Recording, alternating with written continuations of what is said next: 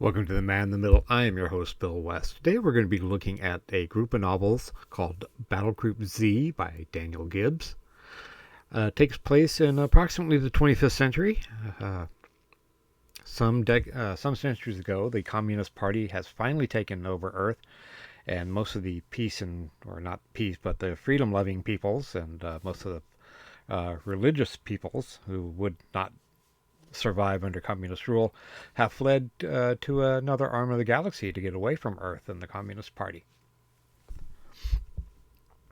This is the story of one of the carriers. Uh, Actually, the battle group. But the story focuses around one of the carriers. Uh, the Zvi Greengold, I believe is its name. And Justin Spencer is the main character. It's his squadron, the Red Tails. There are some other major characters in here, but the focus is on Justin, and he is an oddity in this group. And he doesn't necessarily believe. Everybody seems to be religious or have religion in their background. Justin is definitely I don't even want to say he's agnostic. He doesn't believe. He doesn't believe in God. He doesn't believe in a creator at all. The the cast is while they all believe or mostly believe, they don't all believe the same thing. It's not a Christian nation. It's not an Muslim nation. It's not a Hebrew nation. It's a big melding pot of all these religions. One of the characters even converted to an alien religion. They believe in fate or luck, and that's what he believes in. The first three novels is the first novel is the introduction, Weapons Free, is an introduction of the whole cast and the situation. Justin Spencer is a reservist, and he's in there to fly fighters once a weekend or one weekend a month, and 2 weeks a year, so he can get paid for college. And the squadron commander, who is a lifer, really busts his balls about this and really treats him badly in the beginning until Justin begins to find out, he's really a better pilot than he thought, and he begins to believe that the Terran coalition is worth fighting for, and worth flying for, worth fighting for, and worth dying for. And his squadron picks up on this, and they begin to fly better and be better. I don't remember too much about Hostile Spike. I read them all. I read all 6 books in a week, so I know the story. I just don't know what books they all took place in. It's all melded there. The first 3 books deal with the beginning of the war and a strike on Terran's Earth space. Not to get it's the League of Soul. That's the Communist Party that's taken over the solar system, and the Terran Coalition, which is the good guys, the freedom loving people. Soul Strike, as the novel and the title is, they strike Terra, and the communists believe that nobody has ever be stupid enough to strike at Terra, but the Terran Coalition does, which sets up the next trilogy. I believe in Revenge, the League of Souls strikes one of the main planets, Air, a Irish-founded colony, and take it over. Sorry, I need to get some water.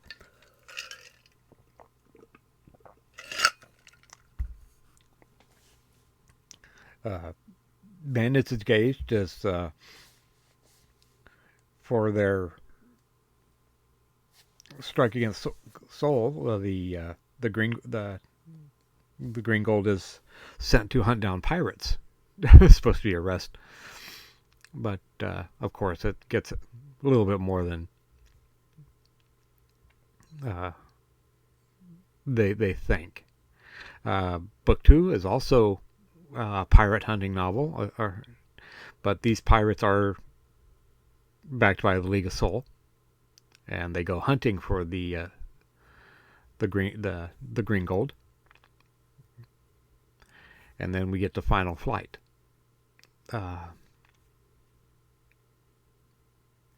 Final Flight is a rough book to get through because there are,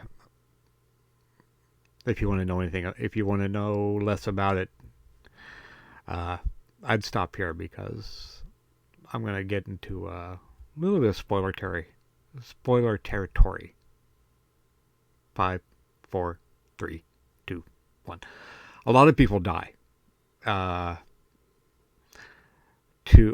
their way to protect a convoy of ships heading to Ayr, the Green Gold is ambushed by an overwhelming group of League Soul fighters, carriers, battleships, and a lot of people die. It's a rough thing, and I think it hit one of the feelings I had was a problem in the series was that Alpha Group, that's Justin's element, doesn't lose anybody in 5 books. One pilot transfers out so he can become a squadron commander or an element commander in another squadron, but they don't lose anybody until this last book, and then it's the butcher's bill is awful. On top of that, the commander of the Green Gold has to step down because of something she did in one of the prior novels. A pirate ship had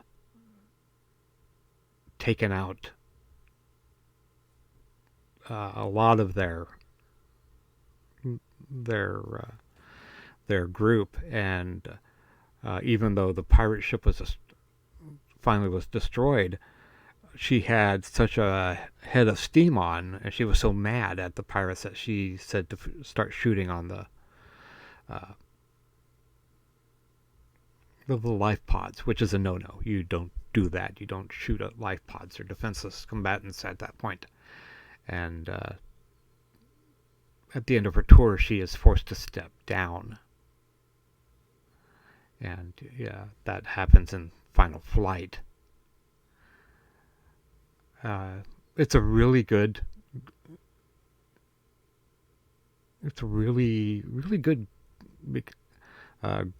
set of books. It's a bigger universe than these 6 books. I've just delved into these. I like that the heroes aren't perfect. The characters aren't perfect, not just the heroes, but all the characters. Justin almost has an affair with one of his co-pilots. I told you about the commander of the Green Gold, where she almost commits a war crime. Fortunately for her, her crew says no.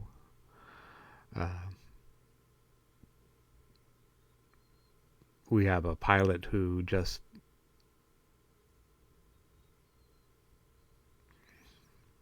Adoye. He's a really good man, and it's unfortunate, how he gets shuttled off screen. I also like the way that religion is brought up. No religion is right, no religion is wrong. The commander of the Green Gold, even though it's named after a Jewish hero, is commanded by a Muslim.